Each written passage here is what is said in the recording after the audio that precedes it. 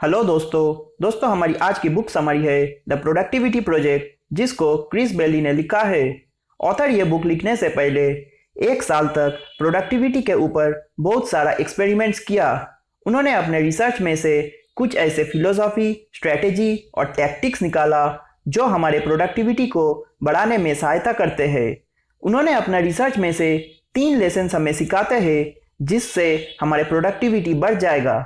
Lesson number 1 पे author हमें सिखाते हैं कि हमारे प्रोडक्टिविटी 3 चीज़ों के ऊपर डिपेंड करता है। वो है हमारा टाइम, एनर्जी और अटेंशन। हमारे बचपन में हमारे पास एनर्जी और टाइम रहता है पर पैसा नहीं रहता है।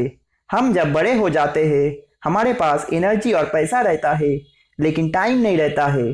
और हम जब बूढ़े हो जाते हैं तो हमारे पास पैसा और टाइम रहता है लेकिन एनर्जी नहीं बचता है। ऑथर के हिसाब से प्रोडक्टिविटी भी कुछ ऐसा ही है। हमें सिर्फ 2 चीज़ों के ऊपर डिपेंड करना नहीं चाहिए। हमें प्रोडक्टिविटी के लिए टाइम, एनर्जी और अटेंशन एक साथ चाहिए। Number 1, energy. हमें हमारे हेल्थ से एनर्जी मिलता है। अगर हमारा हेल्थ ही सही नहीं है तो हम कुछ कर नहीं सकता और बाकी सबका कुछ मतलब ही नहीं। Number 2, time. हमें हमारे टाइम को ठीक से मैनेज करना होगा। हमें अपने सारे काम को प्रायोरिटाइज करना पड़ेगा और उस हिसाब से काम करना पड़ेगा। Number 3, attention. हमें अपने सारे काम पूरा ध्यान और फोकस के साथ करना चाहिए। अगर हमारा ध्यान ठीक नहीं होगा तो काफ़ी सारा डिस्ट्रैक्शंस होगा और इससे हमारा प्रोडक्टिविटी कम हो जाएगा। Lesson number 2, the rule of 3 to organise your schedule. हमें हमारे गोल्स को अचीव करने के लिए ऑथर अपने बुक में एक ऐसा रूल सिखाते हैं जिसे द रूल ऑफ 3 कहते हैं। इस रूल में ऑथर हमें 3 टाइम फ्रेम्स में सोचने के लिए बोलते हैं।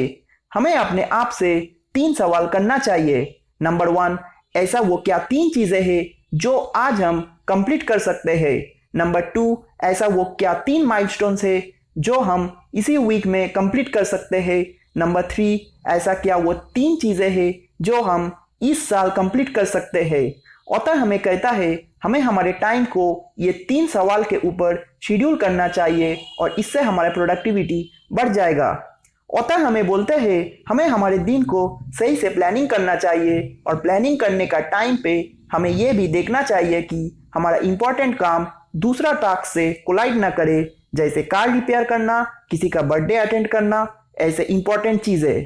ऑथर हमें एक प्रो टिप देता है जिसमें वो कहता है कि हमें हमारे काम को शेड्यूल करने का टाइम पे 50% बफर टाइम रखना चाहिए जिससे हम कुछ ओवर एस्टिमेट ना कर दे जो हम अचीव ही ना कर पाए वो टाइम फ्रेम के अंदर। Lesson number 3, 40 hour work week. हमें एक वीक में कितना घंटा काम करना चाहिए?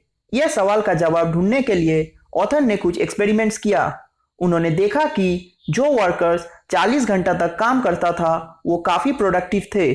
उन्होंने खुद 20 और 90 घंटा वीकली काम करके देखा और दोनों का रिजल्ट ऑलमोस्ट सेम था। उन्होंने अपना एक्सपेरिमेंट से कंफर्म किया 55 वीकली वर्क आवर्स के बाद हमारे प्रोडक्टिविटी में गिरावट देखने को मिलता है और यही अगर 60 वर्क आवर्स हो जाए तो हमें दुगना टाइम लगता है वही सेम काम करने में। ऑथर हमें सजेस्ट करता है कि हमें मैक्सिमम रिजल्ट्स के लिए वीकली 40 से 50 घंटा के बीच काम करना चाहिए। यहाँ पे ऑथर ऐसा कुछ थंब रूल नहीं बताते हैं, उन्होंने सिर्फ अपना एक्सपेरिमेंट्स का रिजल्ट बताया। ऑथर हमें कहता है कि हमें खुद का रिदम पकड़ना चाहिए और उस हिसाब से काम करना चाहिए। हमें ज़्यादा आवर्स काम करने से ज़्यादा रिजल्ट्स नहीं मिलेंगे। हमें अपने लिमिटेशंस में रहकर एक सिस्टमेटिक वे में काम करना चाहिए। एग्जाम्पल, मान लो आपको एक अच्छा फिजिक बनाने का इच्छा है। उसके लिए आप डेली जिम जाते हो और खूब मेहनत करते हो। आप अपने बॉडी को रेस्ट नहीं देते हो। इससे आपके बॉडी में मसल्स तो बिल्ड नहीं होगा लेकिन आपका मसल्स लॉस होगा, क्योंकि रिसर्च कहता है कि रेस्ट लेना भी इम्पॉर्टेंट है। हम जब रेस्ट लेते हैं हमारे बॉडी रिपेयर वर्क करता है और इससे हमारा मसल्स बिल्ड होता है। तो ज़्यादा जिम करने से, मेहनत करने से हमें रिजल्ट्स नहीं मिलेंगे।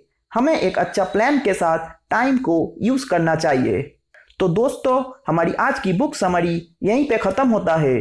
उम्मीद करता हूँ आपको समरी अच्छा लगा। अगर अच्छा लगा तो वीडियो को प्लीज़ लाइक कर दीजिए और चैनल को सब्सक्राइब कर दीजिए और जितना हो सके शेयर कीजिए ताकि सभी ये नॉलेज सीख पाए। दोस्तों, अगर आप ये बुक खरीदना चाहते हो तो नीचे डिस्क्रिप्शन में मैंने इसका लिंक शेयर कर दिया। Thank you.